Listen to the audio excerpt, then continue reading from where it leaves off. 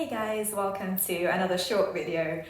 This one is just basically summing up my thoughts, my feelings about the New Year's Eve, the New Year, New Me kind of trend that obviously we go through every year, and why it's not necessarily the healthiest, the safest way, or the most efficient way to bring in new goals or new intentions into your life. So we're going to start off by saying that the new year is the worst time of year to start your new goals, especially in the Northern Hemisphere anyway. It's the coldest time of year, it's the darkest time of year, it's the state where we're naturally drawn towards moving into the parasympathetic nervous system, so the rest and digest time of year. So we should be focusing more on nourishing foods, healthy stews, hot foods, things like this, and more of the introverted kind of activities. I spoke about it a little bit in my last video, but things like reading, internal perspective, meditation, these are things that you want to be practicing at this time of year, not necessarily the more energizing outdoor types, so like running, swimming, eating salads is like the worst thing you can do for your, it depends obviously on people. Some people can eat salads all time of year, but if you're not naturally a salad person, the winter is not the time to start picking up that habit. You're just not going to enjoy it and it's not going to be fun for anyone.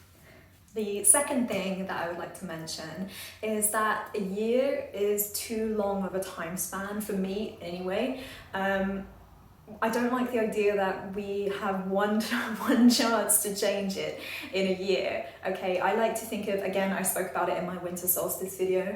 I like to think of it as a monthly cycle. So every new moon, I reset my intentions. I analyze what is working for me, what isn't, what maybe wasn't, what seemed important at the time, but now that I'm trying and practicing it out in my own body, it doesn't feel as important as when I first started. So actually taking it every new moon is a great opportunity, and I think the new moon in the Northern Hemisphere is on the 3rd of January, so that might be a nice time to kind of take a step back and actually look at what's important to you. The idea that it's once a year is too broad of a spectrum, because what happens when you fail by February, you've got to wait another 11 months before you start round again. The other thing is that often people tell themselves to start next Monday, which is too short of a time span, I think. So you don't actually get the chance for recovery. Whereas say you start once a month, you have 2 weeks of, say, roughly 2 weeks of going at it guns blazing, feeling really proactive about your new intention. And then you have 2 weeks recovery, say, because you're realizing that maybe this isn't as important as you thought it was. So this gives you a little bit of time to meditate upon it and get that perspective of whether or not it is important to you before you start a new cycle and you decide whether to bring that in again. It's a good amount of time to be able to reflect upon it without thinking, oh, I've got to start again my diet tomorrow, or I've got to start next year. So it's worth mentioning as well that motivation is a finite source of energy. We're often caught kind of chasing that dragon of motivation. You know, how do people stay motivated all the time? And the truth is that they don't really. You probably noticed this. So when you probably first get to that New Year's resolution, you probably got high levels of motivation because your friends are doing it. Maybe you got gifted a new pair of trainers for Christmas. Maybe you got gifted a new blender. So the visualization and the stories you're telling yourself of how these objects and these things will impact your life are causing that spike in dopamine, because you're so related to the end goal result at that point that you've created this story in your head which is releasing the dopamine, because in your head you kind of already achieved that end goal because you've got the trainers, you've got the blender, you've got the friends spurring you on. The reality is that after a little bit of time, this image becomes less of a reality and more of a dream or an intention or a goal. So they don't feel as real as they do in the first place. You know how the novelty wears off after a while? This is what motivation depleting looks like. So instead of searching for motivation, which is going to be forever elusive unless you keep buying new trainers, new blenders, new friends to help spur you on, or a personal trainer, which is what a lot of people do, you know, it's a great way of kind of keeping on top of things, having that continuous accountability from someone else. But instead of chasing that forever elusive motivation, try to build up healthy habits that you can maintain. Again, I talked about it in my winter solstice video. Instead of creating big intentions, big goals that you have to stick with every day, set yourself just something that you can do as a bare minimum. Go for a walk down the road, all right, eat a piece of fruit. Make sure you hit your bare minimum goals instead of creating these elaborate stories of what you could be in the future. Okay, and thirdly, I mentioned just before that the idea that if you fail by February, that kind of means it's game over. This is not the right mentality to have. And I don't even like to use the word failure. I like to use it as more of a time of reflection. So say you don't do your activity every day, that doesn't mean you fail. That means that you've just taken a step back. You've given yourself a little bit of space to look at it from a deeper perspective, and then you can return to it maybe with a fresh new mentality in a couple of weeks' time when the new moon cycle starts. You've got plenty of options to hop back on, and it's not that it's all or nothing. So that's one thing that I really like to mention, that you shouldn't get into that failure state of mind. The other thing about failure is when you tell yourself you failed, say you said you were going to go to the gym this morning and you didn't, and you carry that feeling of failure around. We've all done it. We've carried that feeling of failure around with us all day, and we say, well, don't worry, we'll do it again tomorrow. And then that feeling of failure, you have to do it tomorrow, or you won't do it at all, or you failed. So you've then created, not only did you not practice, but you've now created a negative story for the next time you practice. I better do it or else I'm even bigger failure. And the key element here is that speaking to yourself in a negative way when it comes to your habits is not going to release the really crucial element of dopamine, which is, a lot of the time people consider this the happy chemical in our body. It makes you feel good, but it's actually more of the craving element, the craving chemical in our body. So this is the reason why it's so easy to sit and scroll through your phone all day, because that releases high levels of dopamine with low energy impact. Things like reading are low dopamine, low impact, so they're okay. You can kind of do those without too much effort. But things like getting out, doing work on your side business, doing exercise, these are relatively low dopamine compared to the amount of energy they take to do. So these are considered hard activities to do because you don't have the craving to do them and you don't have the energy necessarily to do them either. So this brings me to my next point, number 4, is that the dopamine levels are crucial here. And this is kind of related back to why New Year's is the worst time of year to bring in your new habits. So over Christmas, if you celebrate the festive period, basically we've artificially stimulated our brains into high dopamine levels. So whether you're drinking or just playing games, eating a lot of indulgent food, watching probably trash TV, which I'm totally guilty of, don't get me wrong. I'm not saying you shouldn't enjoy this festive period, but essentially what we've been doing is stimulating these dopamine levels to an extraordinarily high amount. This is why the space between Christmas and New Year's, we often feel like a crash. It can be a physical withdrawal if maybe you've eaten junk food and hangovers and things like this. It might be a physical withdrawal, but more than likely as well, it's a dopamine crash because you had this high stimulation for about a week and then kind of nothing.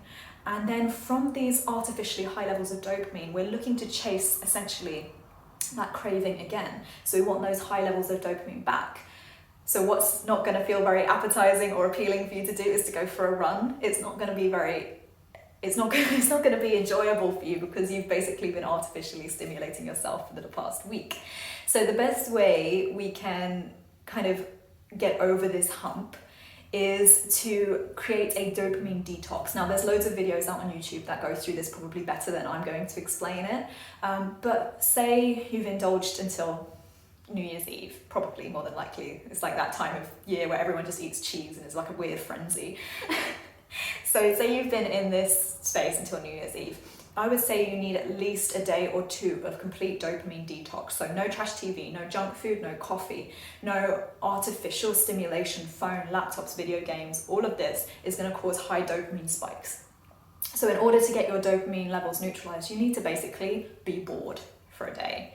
And you'll notice when you're in that state of boredom, this has probably happened to you, when you're really bored and you've got nothing to do, maybe you have like a boring job at work, and sometimes you think, oh, I could be doing so much. And that's the moment when you get this kind of peak of interest in things that you didn't have before. Suddenly, doing the washing up seems more interesting than just sitting there doing nothing.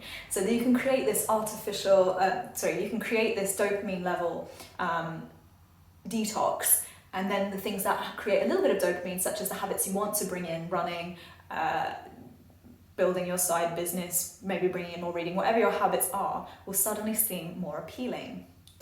So the other way we can utilize our brain's kind of chemistry to work for us. So as I said before, I don't necessarily think that the new year is the best time of year to start bringing in all of these weird and wonderful goals that you may have. However, you can bring them in at any time in your life. All you need to do is kind of create a manual reset button in your head.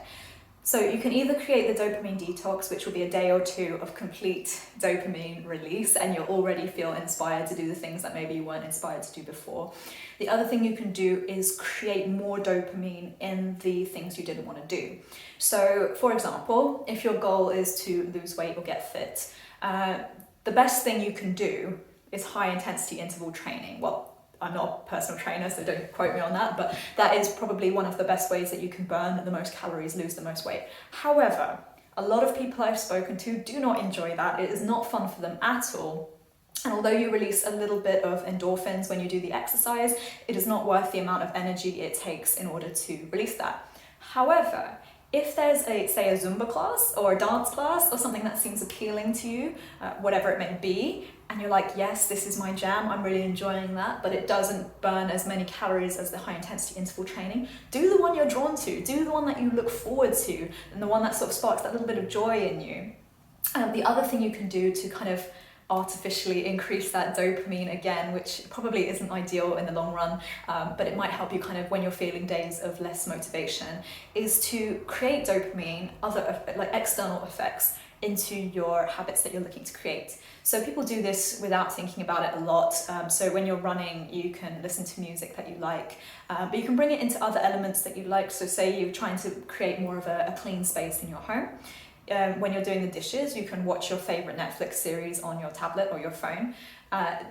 When you do your exercise, when you go for a run, you can bring in another element or another high dopamine activity that you enjoy afterwards as a reward. So your brain tricks yourself into thinking that only if you do the run do you get the reward. The problem is that a lot of people use counteractive treats. So I've gone for a run, I deserve that cupcake, and that totally negates it. You won't get any progress, and the risk and the reward process isn't as much as you would get from just sitting on the sofa. So instead of rewarding yourself with something counteractive, say you're trying to get healthy and you reward yourself with a cigarette or a glass of wine, it's kind of counterintuitive.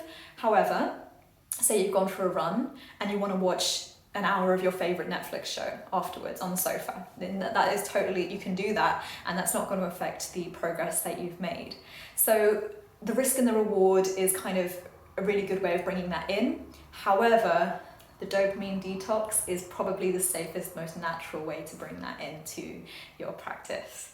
Okay, I hope you have a wonderful New Year's, whatever your goals are, whatever your intentions are. I hope you have a wonderful time. I will be doing another video probably later on, more towards the springtime, and again, how to bring these in at more appropriate time of the year.